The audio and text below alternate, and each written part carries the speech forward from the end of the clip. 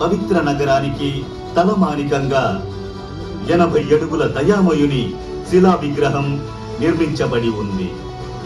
వేలంకన్ని అనబడే పుణ్యక్షేత్రాన్ని ఆశీర్వదించే విధంగాను, మేరీ మాతను ఆశ్రయించి వస్తున్న భక్తులను ఆశీర్వదించే విధంగాను నిర్మితమైన ఈ దయామయ యేసుక్రీస్తు శిలా విగ్రహాన్ని భారతదేశంలో మరే ప్రాంతంలోనూ లేని విధంగా నిర్మించబడి ఉండడం గమనార్హం.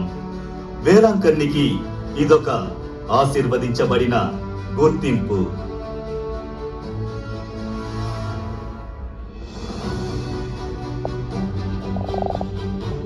వేలాంకన్ని నగరం సముద్ర తీరపు ఇసుక ప్రాంతంగా ఉండడం వల్ల దాన్ని పచ్చని హరిత ప్రాంతంగా తీర్చిదిద్దడానికి దివ్యక్షేత్ర యాజమాన్యం పలు చర్యలు చేపడుతున్న నేపథ్యంలో పచ్చని చెట్లతో కూడుకున్న ఒక ఉద్యానవనాన్ని నిర్మించి దేవకుమారుడు యేసు ప్రభువు యోహాను చేత జ్ఞానస్నానం చేయించబడే ఘటనను ఆ ఉద్యానవనం మధ్యలో విగ్రహ రూపంలో నిర్మించబడింది. అదే విధంగా యేసు ప్రభువు చిన్నారులతో పాటు ఉన్న శిలా విగ్రహం కూడా నిర్మించబడి ఉంది.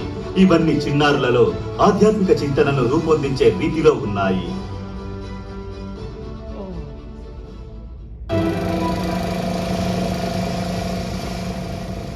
వేలాంకన్ని తీర ప్రాంతంలో ఉన్న నగరం కావడం వల్ల తరచుగా ప్రకృతి వైపరీత్యాల్లో చిక్కుకుంటోంది.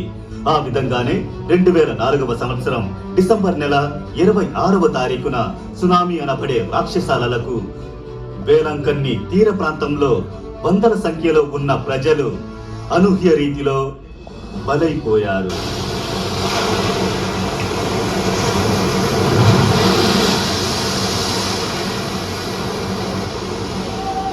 అత్యంత బాధాకరమైన ఈ వైపరీత్యంలో చిరునామా లేని వారు, గుర్తు తెలియని వారు, ఇలా ఎందరినో జాతి, మత, కుల భేదాలు లేకుండా అందరికీ దివ్యక్షేత్ర యాజమాన్యం దహన క్రియలు జరిపించి అక్కడ స్మారక స్తూపాన్ని నిర్మించింది.